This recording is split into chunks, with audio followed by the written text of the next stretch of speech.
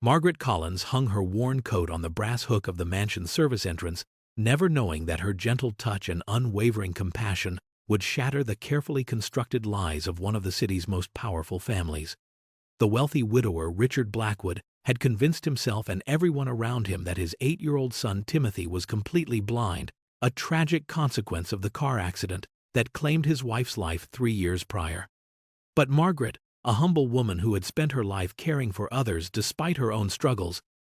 would discover that sometimes the greatest darkness isn't the absence of sight, but the absence of hope. What she would uncover in the shadowed corridors of the Blackwood estate would transform not just a little boy's future, but the heart of a man who had forgotten how to believe in miracles. Before I continue the story, please subscribe. I need to reach 1,000 subscribers so I can keep bringing you stories like this every day. It's just one click for you, but it means a lot to me. Thank you. Margaret Collins pressed her weathered palm against the cold iron gates of the Blackwood estate, her breath forming small clouds in the crisp November air, as she gazed up at the towering stone mansion that would become her sanctuary and her salvation. The advertisement in the local paper had been brief, almost desperate in its simplicity. Housekeeper needed immediately. Discretion required. Generous compensation. She had circled it with her trembling pencil, knowing that her dwindling savings account and the stack of unpaid bills on her kitchen table left her no choice but to answer. 3 months had passed since Harold's funeral, 3 months since the cancer had finally claimed the gentleman who had been her anchor for 27 years, and Margaret found herself adrift in a world that suddenly seemed too expensive, too lonely, and too vast for a 52-year-old woman with calloused hands and a heart full of memories. The brass nameplate beside the gate read, Blackwood Manor, and as Margaret walked up the winding cobblestone driveway, her worn leather shoes clicking against the stones, she couldn't help but notice how the perfectly manicured hedges seemed to create walls rather than welcome visitors. The mansion loomed before her like something from a Gothic novel, its dark windows staring down at her with an almost accusatory silence, and she pulled her thin coat tighter around her shoulders, wondering what kind of family lived behind those imposing walls. The service entrance, tucked away from the grand front doors, felt more appropriate for someone like her. Someone who had learned long ago that her place was in the quiet corners of other people's lives, caring for their needs while her own went unnoticed. As she lifted her hand to knock, Margaret caught a glimpse of movement in one of the upper windows, a shadow that seemed to pause and watch before disappearing back into the darkness of the room. Something about that brief moment, that fleeting presence, made her chest tighten with a familiar ache. The same protective instinct that had made her such a devoted mother to her own children, now grown and scattered across the country with lives too busy to call. She knocked 3 times, the sound echoing hollowly against the heavy wooden door, and waited to meet the family that would unknowingly change the trajectory of her grief-stricken life. The door opened to reveal a man whose expensive suit could not disguise the weight of sorrow that seemed to press down on his shoulders like an invisible burden, and Margaret found herself looking into the hollow eyes of Richard Blackwood, a man who appeared to be drowning in his own guilt, despite standing in the marble-floored foyer of one of the city's most magnificent homes. His dark hair was perfectly styled, his jawline sharp enough to grace magazine covers, but there was something broken in the way he held himself, as if he were afraid that moving too quickly might shatter whatever fragile composure he had managed to construct around his pain. "You must be Mrs. Collins," he said, his voice carrying the crisp authority of someone accustomed to being obeyed. Yet underneath that control, Margaret detected a tremor of exhaustion that spoke to sleepless nights and endless worry. He led her through corridors lined with oil paintings of stern-faced ancestors, their eyes seeming to follow her movement with disapproval, and Margaret noticed how the other staff members they passed seemed to shrink into themselves, their footsteps muffled and their voices reduced to whispers, as if the very air in this house demanded reverence for some unspoken tragedy. "My son, Timothy," Richard began, pausing beside a tall window that looked out onto gardens where no children played, "was in the car accident that took my wife 3 years ago, and while I emerged with barely a scratch, he lost his sight completely. A cruel twist of fate that serves as my daily reminder of how thoroughly I failed to protect my family." his hands clenched and unclenched at his sides as he spoke, and Margaret could see the self-recrimination etched into every line of his face. The way his mouth tightened when he mentioned his son, as if speaking the boy's name caused him physical pain. "He requires constant supervision," Richard continued, his tone becoming more businesslike as he outlined a list of rules that seemed designed more to create distance than provide care. Timothy was not to be left alone for extended periods. He was not to be encouraged to move around the house unaccompanied. And under no circumstances was he to be given false hope about his condition improving. As Margaret listened to these instructions, she felt a chill that had nothing to do with the November weather outside. Recognizing the suffocating atmosphere of a household where grief had calcified into rigid routine, where love had been replaced by fearful protection, and where both father and son were prisoners of a guilt too heavy for either to bear alone, the door to Timothy's room opened with the softest whisper, and Margaret felt her heart contract at the sight that greeted her. A small boy of 8 years old, sitting perfectly still in a velvet-upholstered chair by the window. His delicate features turned toward the glass as if he were studying something in the garden below, though his unseeing eyes appeared to focus on nothing at all. His golden hair caught the pale afternoon light, creating a halo effect that made him look almost ethereal, like a porcelain doll placed carefully on display and forgotten by its owner, and Margaret noticed immediately how his tiny hands rested motionlessly in his lap, fingers neither fidgeting nor exploring, as she would expect from a child his age. "Timothy, dear," she said gently, her voice instinctively softening to the tone she had once used with her own children during their moments of sadness. "I'm Margaret, and I'm here to help take care of you and your father." The boy's head turned slightly in her direction, a movement so subtle that someone less observant might have missed it entirely, and she caught a glimpse of eyes that were the same startling blue as his father's. Though where Richard's held the weight of guilt and sorrow, Timothy's seemed to hold something else entirely, something that made Margaret's trained maternal senses whisper that all was not as it appeared. She watched as the previous housekeeper, a nervous woman named Mrs. Henderson, approached Timothy as if he were made of the finest crystal. Her movements exaggerated and cautious, speaking in the overly loud, overly simple voice that people often used when they believed someone couldn't fully comprehend their words. "Master Timothy doesn't like to be touched without warning." "Mrs." Henderson whispered to Margaret, her eyes darting nervously toward the door as if she feared being overheard. "And we must always announce ourselves when entering his room, though of course he spends most of his time just sitting there. Poor lamb, trapped in his darkness." As Margaret observed the interaction, she felt a familiar stirring in her chest, the same protective instinct that had driven her to comfort scraped knees and chase away nightmares when her own children were small, and she wondered why this beautiful child seemed more like a prisoner in his own home than a son being cherished and protected.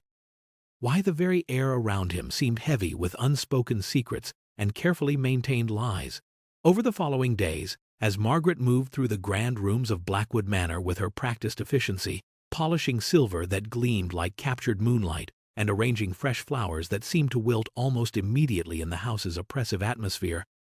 she found herself paying closer attention to the subtle rhythms and quiet dramas that played out in the shadows of this grief-stricken household. It began with small moments that caught her eye like glints of light in a darkened room.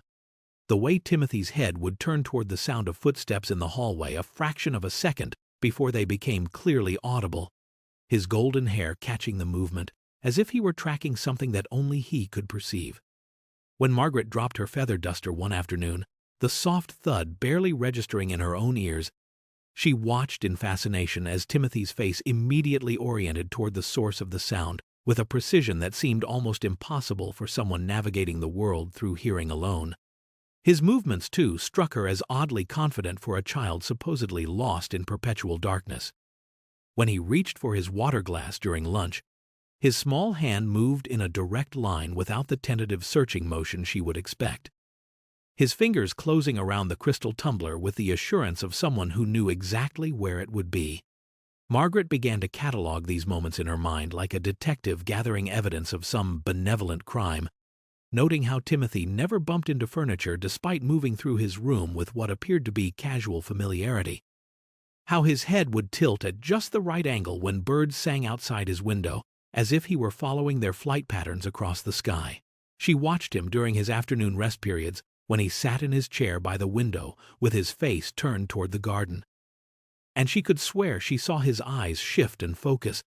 following movements that should have been invisible to him, tracking shadows and shapes with an intensity that made her breath catch in her throat. Yet each time she considered mentioning these observations to someone,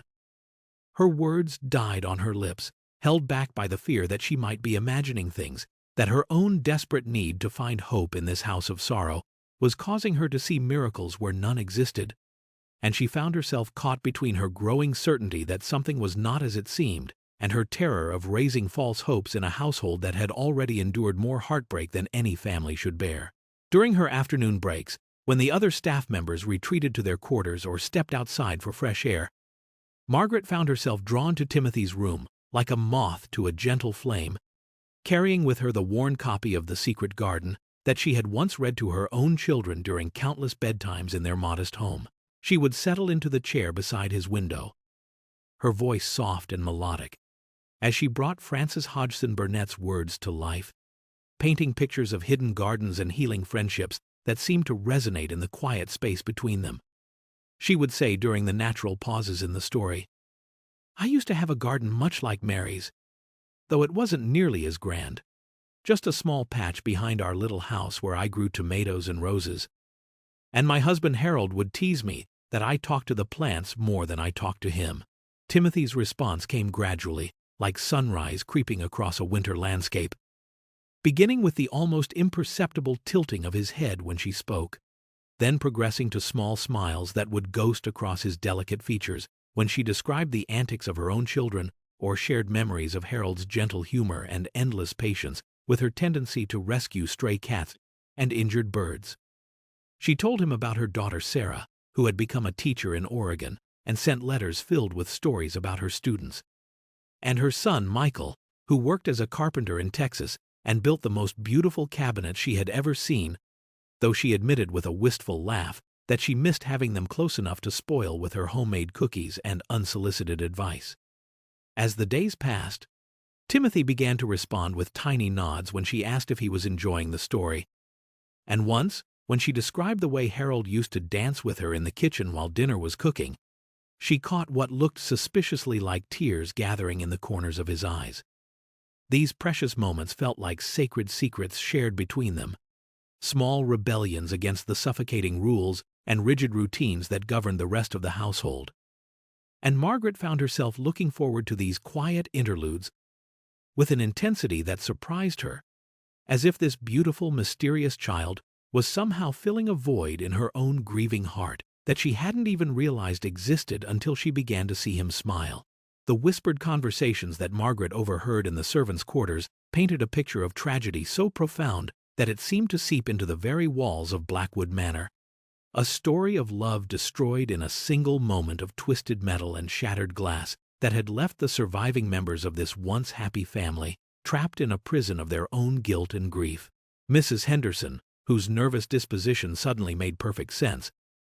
revealed the devastating details during a quiet evening in the kitchen, her voice dropping to barely above a whisper as she described how Richard had been driving home from Timothy's school play 3 years ago, his wife Elena laughing in the passenger seat as she recounted their son's adorable performance as a tree in the autumn pageant, when a drunk driver ran a red light and slammed into their car with the force of destiny gone horribly wrong. Elena had died instantly, her gentle spirit extinguished before the ambulances even arrived, while Richard emerged with minor cuts and bruises that seemed almost insulting in their insignificance compared to the magnitude of his loss. And Timothy, trapped in his car seat behind his mother, had sustained what doctors initially believed to be severe head trauma that resulted in his blindness. The master blames himself completely. "Mrs." Henderson confided, her weathered hands twisting the dish towel as if she could wring the sadness from it, "believes that if he had taken a different route home, if he had left the school 5 minutes earlier or later, if he had been more alert, more protective, Somehow he could have prevented the whole terrible thing, and now he can barely look at Master Timothy without seeing his failure as a husband and father written in the boy's sightless eyes. The cook, a kind woman named Mrs. Patterson who had worked for the family since before Timothy was born, added that Richard had once been a devoted father who played endless games of hide-and-seek and read bedtime stories with different voices for each character. But after the accident he seemed to view his love as dangerous, as if his very presence might somehow bring more harm to the son he had already failed to protect. Margaret began to understand why the house felt like a mausoleum rather than a home, why Richard's interactions with Timothy were so carefully controlled and emotionally distant, and why this wealthy, powerful man seemed to carry himself like someone bearing an invisible cross that grew heavier with each passing day. His love for his son transformed into a fearful vigilance that kept them both isolated in their separate towers of grief and guilt. As the autumn days shortened and the first whispers of winter began to rattle the windows of Blackwood Manor, Margaret found herself caught in an increasingly uncomfortable web of observations that seemed to contradict everything she had been told about Timothy's condition, moments that accumulated like droplets of doubt until they threatened to overflow into certainty that she was neither prepared nor authorized to possess. During their afternoon reading sessions, she watched with growing fascination as Timothy's gaze would follow the red cardinal that visited the oak tree outside his window, his head moving in perfect synchronization with the bird's movements as it hopped from branch to branch. And when a squirrel scampered across the garden path,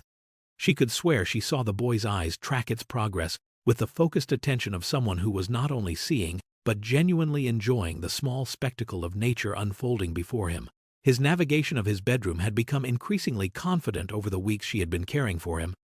and she noticed that he never seemed to accidentally bump into the furniture that had supposedly been arranged specifically to accommodate his blindness, moving instead with the casual assurance of someone intimately familiar with every corner and obstacle in his space. When she accidentally knocked over a small porcelain figurine during her dusting one afternoon, Timothy's immediate glance toward the source of the sound came, not with the startled confusion she would expect from someone relying solely on audio cues, but with what appeared to be genuine concern for the broken object,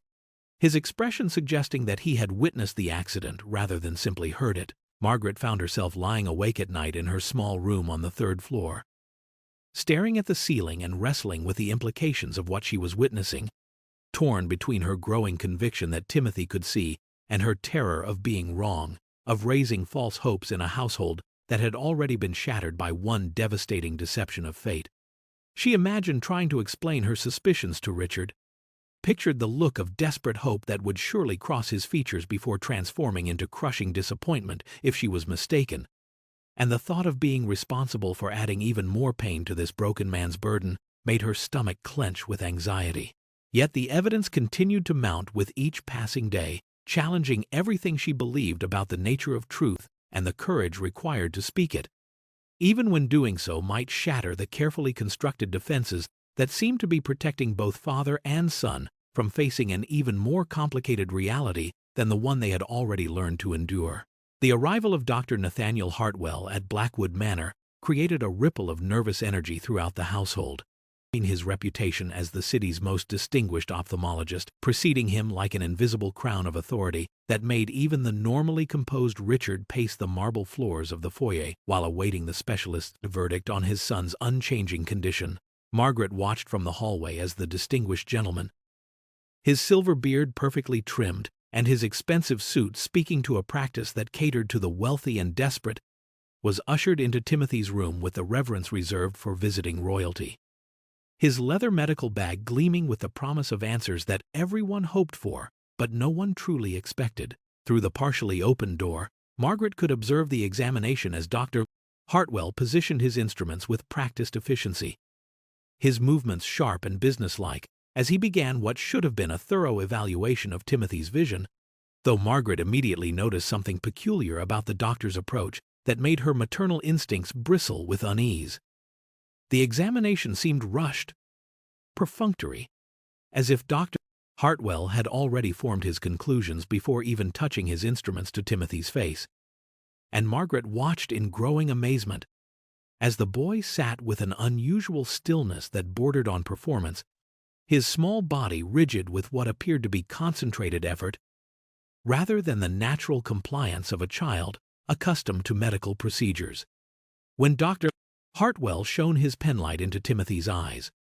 Margaret caught a glimpse of the boy's pupils contracting in response to the brightness, a reflexive action that seemed perfectly normal to her untrained eye. Yet the doctor barely paused to observe this reaction before moving on to the next part of his examination with mechanical precision. Complete bilateral blindness, as expected. Doctor, Hartwell announced to Richard after barely 15 minutes, his tone carrying the casual authority of someone delivering a weather report rather than devastating news about a child's future. And Margaret noticed how Timothy's shoulders seemed to relax slightly at these words, as if some internal tension had been released by the familiar verdict. The specialist packed his instruments with the same efficient haste he had displayed throughout the examination, accepting Richard's generous payment with the practiced grace of someone accustomed to profiting from other people's tragedies. And as he prepared to leave,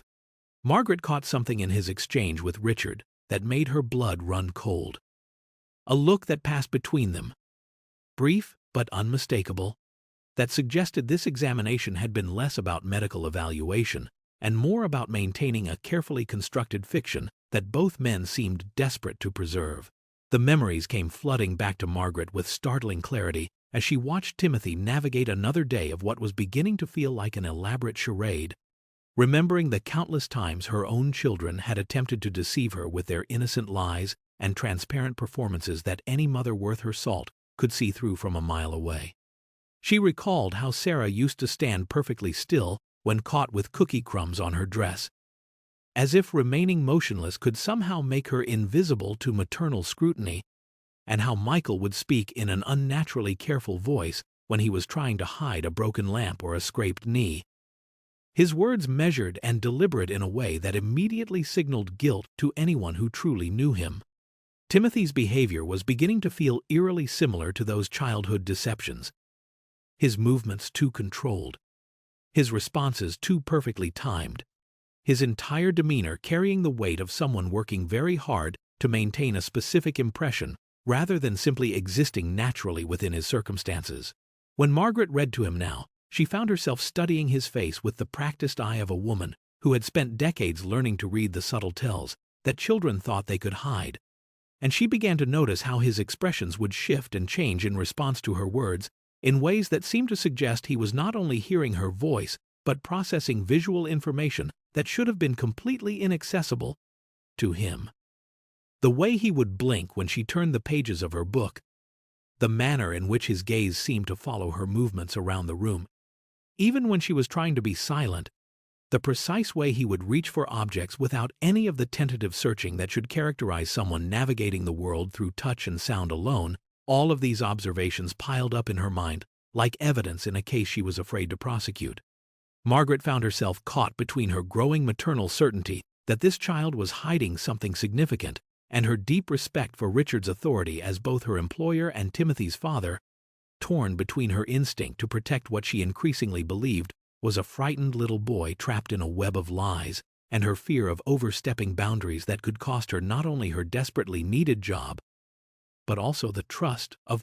a family that had already endured more than their share of heartbreak and betrayal. It happened on a gray Thursday morning in late November, when the world outside Blackwood Manor seemed wrapped in wool and shadow,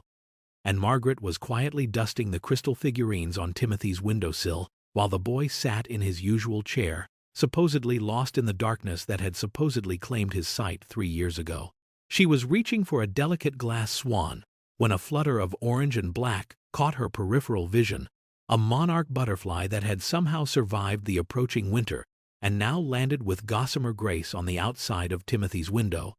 its wings pulsing slowly as if it were resting from some epic journey that had brought it to this exact moment for this exact purpose.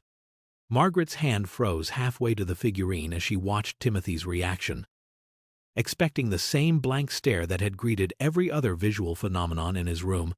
but instead she witnessed something that made her heart stop beating for what felt like an eternity. Timothy's eyes, those beautiful blue eyes that everyone believed saw nothing, followed the butterfly's every movement with perfect precision, tracking its delicate dance across the glass with the unmistakable focus of someone who was not only seeing, but was genuinely captivated by the tiny miracle unfolding before him. His pupils dilated and contracted as the butterfly moved between light and shadow, his head tilting slightly to get a better view when the creature fluttered to a different section of the window, and Margaret watched in stunned silence as a small smile of pure wonder spread across his face, the kind of expression that could only come from someone witnessing beauty with their own eyes rather than imagining it through someone else's description. The truth hit Margaret like a physical blow, stealing her breath and making her knees weak, as 3 years of carefully maintained lies crumbled around her like a house of cards caught in a sudden wind, and she had to grip the windowsill to keep from falling as the full implications of what she was witnessing crashed over her in waves of shock, confusion, and heartbreak. Timothy could see, had perhaps always been able to see, and yet this beautiful child had been living a lie so profound and so devastating that it had transformed his entire family into prisoners of their own deception. And Margaret felt tears streaming down her face as she realized that whatever had driven this little boy to hide his sight from the world must have been more terrifying to him than a lifetime of pretended darkness. The pieces of this heartbreaking puzzle began to arrange themselves in Margaret's mind with the slow, terrible clarity of dawn breaking over a battlefield, each revelation more devastating than the last, as she stood frozen by Timothy's window, watching the butterfly that had unknowingly shattered 3 years of carefully maintained fiction with its simple existence.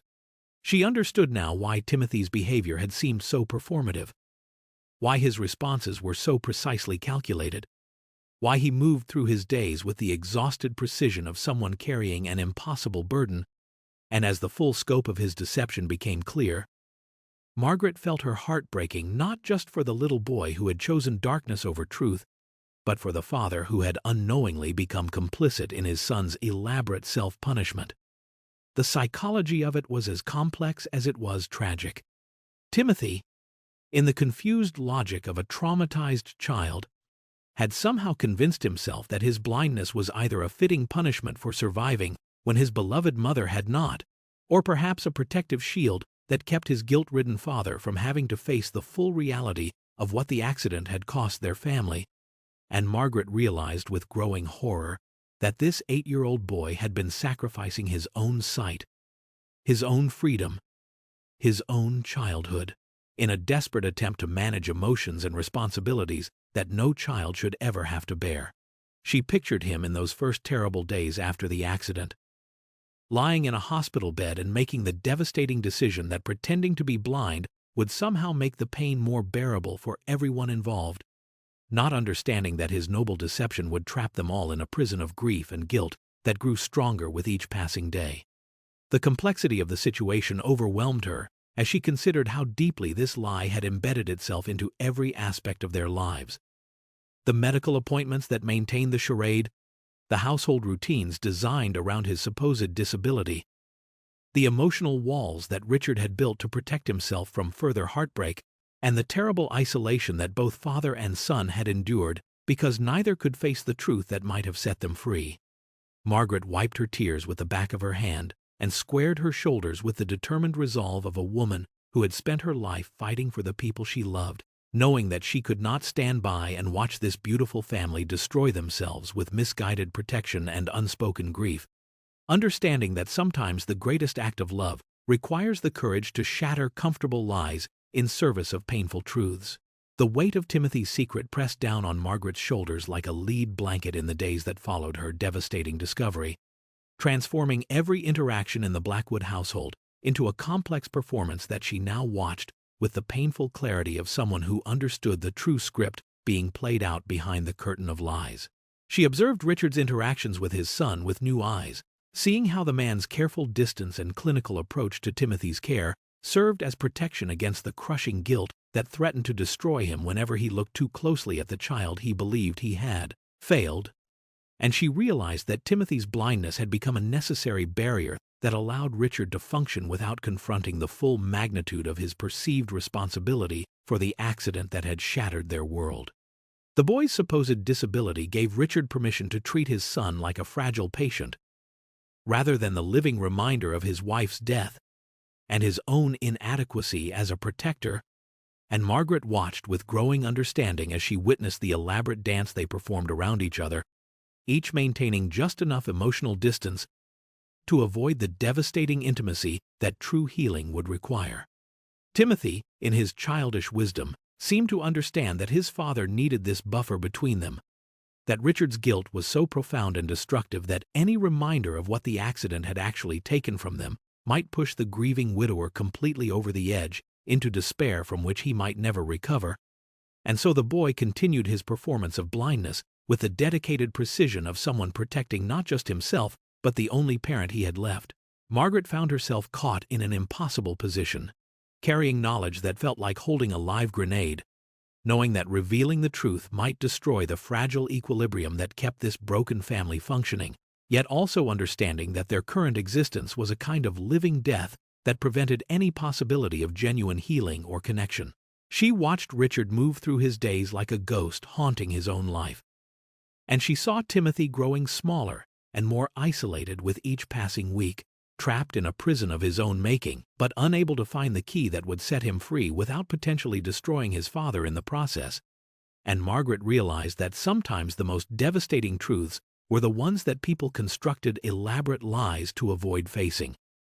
Not because the truth was impossible to bear, but because they had convinced themselves that protecting others from that truth was more important than their own freedom. Margaret chose a quiet afternoon when the November rain drummed softly against Timothy's bedroom window, creating the kind of intimate cocoon that invited whispered secrets and gentle confessions, and she settled into her usual chair beside him with her worn copy of The Secret Garden. Though today she had no intention of reading Frances Hodgson Burnett's words. Instead, she placed the book in her lap and began to speak in the soft, measured tones of someone who understood that she was about to walk across a minefield of emotions that could either heal or destroy this precious child who had been carrying an impossible burden for far too long. "You know, Timothy," she began, her voice barely above a whisper, as she gazed out at the garden where bare branches reached toward the gray sky like supplicating arms. "Sometimes we do things to protect the people we love that end up hurting us more than anything else ever could.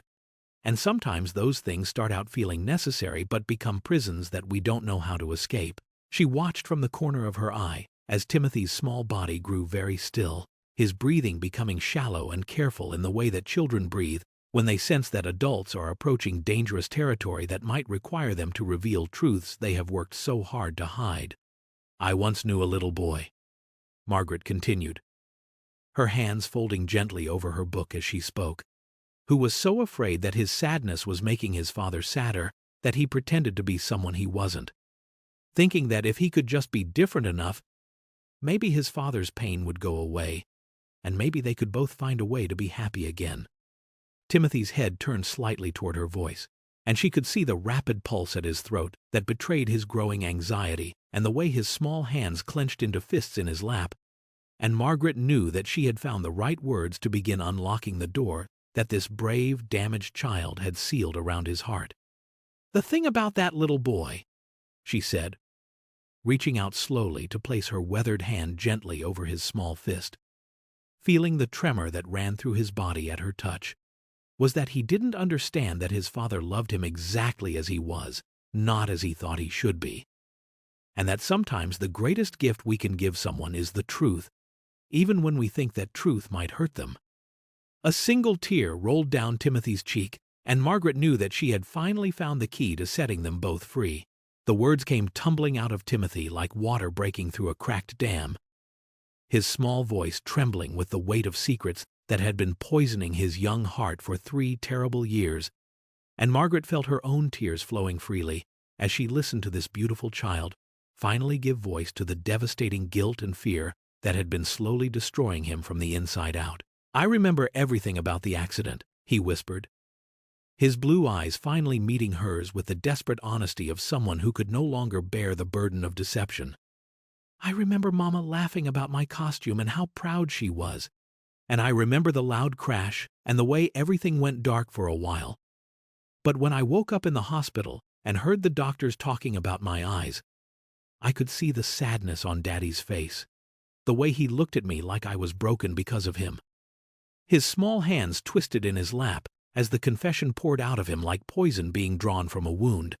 And Margaret's heart shattered as he explained how he had overheard the nurses whispering about his father's guilt.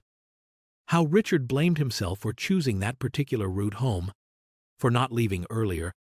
for not somehow preventing the drunk driver from destroying their perfect family in a single moment of twisted metal and shattered dreams. I thought if I was really blind like they said I might be, then Daddy wouldn't feel so bad about what happened. Timothy continued, his voice breaking with the kind of raw honesty that only children possess, because then the accident would have really hurt me too, and maybe he wouldn't think it was all his fault for not protecting us better. And maybe he wouldn't look at me and see Mama dying over and over again. The most devastating revelation came last, whispered with such terror that Margaret had to lean closer to hear him. But now I'm scared that if he finds out I can see, he'll know that I've been lying to him for so long, and he'll think I'm bad like the man who hit our car, and he'll send me away because he won't want a liar living in the same house where Mama used to be happy. Margaret gathered this broken little boy into her arms, holding him close as he sobbed against her shoulder, and she understood that Timothy's blindness had never been about protecting himself, but about trying to save his father from a guilt that was consuming them both. One lie at a time. Margaret spent the sleepless hours of that night pacing her small room on the third floor, her mind working with the careful precision of a master craftsman who understood that one wrong move could shatter the delicate pieces she was trying to reassemble into something whole and beautiful, knowing that the revelation of Timothy's sight had to unfold like a flower opening to sunlight, rather than being torn apart by impatient hands that might destroy the very thing they were trying to save. She understood that Richard's guilt had become so deeply embedded in his identity that suddenly learning his son could see might initially feel like another betrayal, another failure on his part to recognize what was happening in his own home, and she knew that Timothy's terror of being rejected was so profound that any approach had to guarantee that father and son would find each other in the truth rather than be driven further apart by it. The plan that began to take shape in her mind was as delicate as spun glass and as carefully orchestrated as a symphony, requiring her to become not just a catalyst for healing, but a gentle guide who could lead both father and son through the minefield of their shared trauma toward the light of authentic connection they had both been desperately seeking. She would begin by creating opportunities for Richard to spend more unstructured time with Timothy, casual moments that would allow him to observe his son's behavior without the clinical distance he had maintained for so long, and she would subtly encourage Timothy to let small signs of his sight slip through the cracks of his performance, tiny glimpses that would plant seeds of hope and wonder in his father's grieving heart. Margaret realized that the truth would have to emerge organically, in a moment when Richard's love for his son was stronger than his fear of disappointment, when Timothy's trust in his father's acceptance was greater than his terror of rejection, and when both of them were ready to face the complex emotions that had been buried beneath 3 years of careful lies and protective distance. She would orchestrate situations where Timothy's natural responses would shine through his practiced blindness. Moments of genuine connection that would remind Richard of the joyful, spirited child his son had been before tragedy taught him to hide his light under the bushel of deception, and she would be there to support them both as they navigated the difficult but necessary journey from darkness into the healing power of truth. Margaret began her delicate orchestration the very next day, her movements through Blackwood Manor guided by the careful strategy of someone who understood that miracles often required the gentle assistance of human hands willing to arrange the circumstances that would allow love to triumph over fear. She started small, suggesting to Richard during their morning briefing that perhaps Timothy might benefit from spending time in different areas of the house, away from the isolation of his bedroom that had become more prison than sanctuary. And she watched carefully as something flickered across the grieving father's face, a spark of interest that had been dormant for far too long. "The morning room gets such beautiful light," Margaret mentioned casually as she arranged fresh flowers in the front hallway. "And I've noticed that Timothy seems more responsive when he's near the windows. Perhaps the warmth of the sun helps him feel more connected to the world around him." When Richard agreed to move their afternoon reading sessions to the sunlit morning room, Margaret felt the first small victory in her campaign to reunite this broken family, and she carefully positioned Timothy's chair so that he would have a clear view of the garden where rabbits often played among the bare rose bushes and where the occasional bird still braved the approaching winter to search for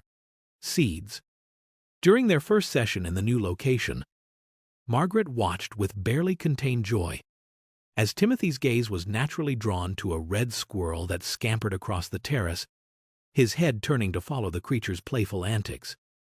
And though Richard was focused on the financial reports he was reviewing, she caught him glancing up from his papers with a puzzled expression, as if some part of his paternal consciousness had registered something unusual about his son's behavior. She began leaving children's books with bright illustrations open on nearby tables, their colorful pictures seeming to catch Timothy's attention despite his supposed inability to see them, and she made sure to water the houseplants near his chair just as the afternoon light would make the water droplets sparkle like tiny diamonds, watching with growing hope as Timothy's eyes would involuntarily track the glittering display before he remembered to look away. Each small slip in his performance was like a crack of light breaking through the walls that had held them all prisoner, and Margaret found herself holding her breath each time Richard's attention seemed to focus more intently on his son, sensing that the foundation of their careful deception was beginning to shift beneath the weight of a father's awakening awareness and a child's growing desire to be truly seen. The changes in Richard's demeanor began subtly, like the first hairline fractures in a dam that has held back a torrent for far too long, and Margaret watched with a mixture of anticipation and terror as the man she had come to care for began to emerge from the fog of guilt and grief that had clouded his perception for 3 devastating years. It started with small moments of confusion that would flicker across his handsome features during their afternoon sessions in the morning room, his dark eyes narrowing slightly when Timothy's head would turn toward sounds that hadn't yet materialized, or when his son's hand would reach for a glass of water with the kind of precision that seemed almost impossible for someone navigating the world through darkness alone. Margaret observed Richard's growing alertness with the careful attention of someone watching a sleeping giant slowly awaken, noting how he began to study his son with the intense focus of a man who was starting to suspect that everything he believed about his life might be built on foundations of sand and sorrow. During one particularly telling afternoon, when a cardinal landed on the windowsill and began its cheerful song, Margaret watched as Timothy's face lit up with genuine delight, his eyes tracking the bright red bird's movements with unmistakable joy. And she saw Richard's papers slip forgotten from his hands as he stared at his son with an expression that cycled rapidly through confusion, disbelief, and the kind of desperate hope that can either save a man's soul or destroy what remains of his sanity. "Timothy," Richard said quietly, his voice rough with emotion as he leaned forward in his chair, "can you tell me what you're looking at?" The question hung in the air like a prayer and a challenge combined, and Margaret held her breath as she watched the boy's face crumble with panic, his carefully maintained performance wavering like a candle flame in a sudden breeze as he realized that his secret was finally threatening to break free from the prison he had built around it. Richard's hands trembled as he reached toward his son, then pulled back, his face a battlefield where love and fear waged war against the possibility that he might be witnessing either a miracle or another cruel trick of fate, and Margaret knew that they were all balanced on the knife's edge of a moment that would either heal this family or shatter it beyond any hope of repair. The crystal vase fell from the mantelpiece in what seemed like slow motion, knocked loose by Margaret's feather duster as she reached to clean the picture frames above the fireplace, and in the split second before it would have shattered against Richard's head as he sat reading in his chair directly below, Timothy leaped from his seat with the lightning reflexes of someone who could see exactly what was happening and threw himself against his father's shoulder, sending them both tumbling to the carpet as the priceless heirloom exploded into 1,000 glittering fragments where Richard's head had been just moments before. The silence that followed was deafening, broken only by the soft tinkling of crystal settling on the marble hearth and the ragged sound of 2 people breathing hard from shock and exertion, and Margaret watched in frozen terror as Richard stared up at his son with eyes that held the wild, dangerous look of a man whose entire world had just shifted on its axis in the space of a single heartbeat. "You saw it falling?" Richard whispered, his voice barely audible, but carrying the weight of 3 years of lies crashing down around them like the shards of crystal that littered the floor. "You saw it, and you saved me, which means you can see. Which means you've been lying to me every single day for 3 years while I've been dying inside thinking I failed you." Timothy scrambled backward across the carpet, his small face white with terror as he pressed himself against the wall like a cornered animal, and Margaret felt her heart breaking as she watched the boy she had come to love prepare himself for the rejection he had feared more than anything else in his young life. "I'm sorry, Daddy. I'm so sorry," Timothy sobbed, the words pouring out of him in a torrent of anguish and desperation. "I didn't want you to be sadder. I thought if I was really hurt, then you wouldn't blame yourself for Mama dying. I thought if you saw me broken too, then maybe you wouldn't hate yourself so much for not saving us both." Richard's face cycled through shock, fury, disbelief, and then something that looked like the sun breaking through storm clouds as he crawled across the floor to gather his son into his arms, both of them crying with the raw intensity of people who had been holding back an ocean of grief and were finally allowing it to flow freely between them, washing away the lies and fear that had kept them imprisoned in separate towers of their shared sorrow for far too long. The tears that flowed between father and son seemed to wash away 3 years of carefully constructed walls and protective lies, creating a space where truth could finally breathe, and love could begin to heal the wounds that silence and deception had only deepened with each passing day. Richard held Timothy against his chest with the desperate intensity of a man who had been drowning and suddenly found himself able to breathe again, his own sobs mixing with his son's as they clung to each other with the fierce gratitude of survivors who had finally found their way back to shore after being lost at sea in separate lifeboats for far too long. "I never blamed you for the accident," Richard whispered against Timothy's golden hair, his voice rough with emotion and raw with the kind of honesty that comes only in moments when the heart can no longer bear the weight of unspoken truths. "I blamed myself for not protecting you and your mother, for not being fast enough or smart enough or strong enough to prevent that drunk driver from stealing everything beautiful from our lives in a single terrible moment." Timothy pulled back to look into his father's eyes, his own face streaked with tears, but shining with the kind of relief that comes when a burden too heavy for young shoulders is finally shared with someone strong enough to help carry it. "I thought you looked at me and saw Mama dying," the boy confessed, his small hands reaching up to touch his father's face with the wonder of someone seeing clearly for the first time in years. "And I thought if I couldn't see anymore, then maybe when you looked at me you'd see something else, something that didn't hurt you so much." Margaret watched this reunion from across the room, her own tears falling freely, as she witnessed the miracle of 2 broken hearts beginning to mend through the simple but profound act of speaking their truth to each other. And she understood that her own healing had begun the moment she decided to fight for this family's happiness, despite the risks to her own security and comfort. She realized that in saving Timothy and Richard, she had somehow found a way to honor Harold's memory and her own children's legacy of love, discovering that sometimes the greatest gift we can give to others is the courage to see them clearly and love them completely, exactly as they are rather than as we think they should be. And in that moment of recognition, Margaret felt the first stirrings of hope that had touched her heart since her own world had been shattered by loss and loneliness just a few short months before. The transformation of Blackwood Manor began immediately, as if the very walls of the grand estate had been holding their breath for 3 long years and could finally exhale in relief, allowing warmth and light to flow through corridors that had been shrouded in the darkness of grief and deception for far too long. Within days of the revelation, Richard had ordered every heavy curtain in the house to be pulled back, every window to be cleaned until it sparkled with the promise of new beginnings, and every room to be filled with fresh flowers that brought color and life back to spaces that had felt more like mausoleums than the chambers of a living, breathing home. Margaret watched with tears of joy as father and son discovered each other anew, their days now filled with the kind of authentic connection that had been impossible when lies stood between them like insurmountable walls, and she felt her heart soar as she observed Timothy's natural exuberance finally breaking free from the prison of his performance, his laughter ringing through the halls as he and Richard played the games of hide-and-seek and catch that they had both been denied for 3 precious years. The boy's eyes, no longer hidden behind the mask of blindness, sparkled with intelligence and mischief as he explored his home with the wonder of someone seeing it clearly for the first time, and Richard seemed to grow younger and more vibrant with each passing day, the crushing weight of guilt finally lifting from his shoulders as he realized that love and honesty were the only medicines his family had ever truly needed. When Richard offered Margaret a permanent position as not just their housekeeper but as a cherished member of their family, with a salary that would ensure her security and a cottage on the estate that would give her both independence and belonging,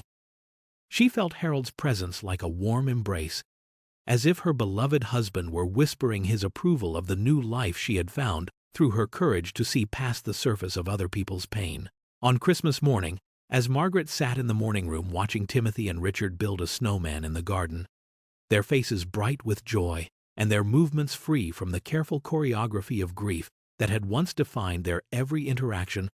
she understood that sometimes the greatest miracles are not the dramatic interventions of divine providence, but the quiet, persistent power of human compassion to heal wounds that seemed too deep to ever mend. And she knew that in saving this beautiful family, she had somehow found her own way back to the light.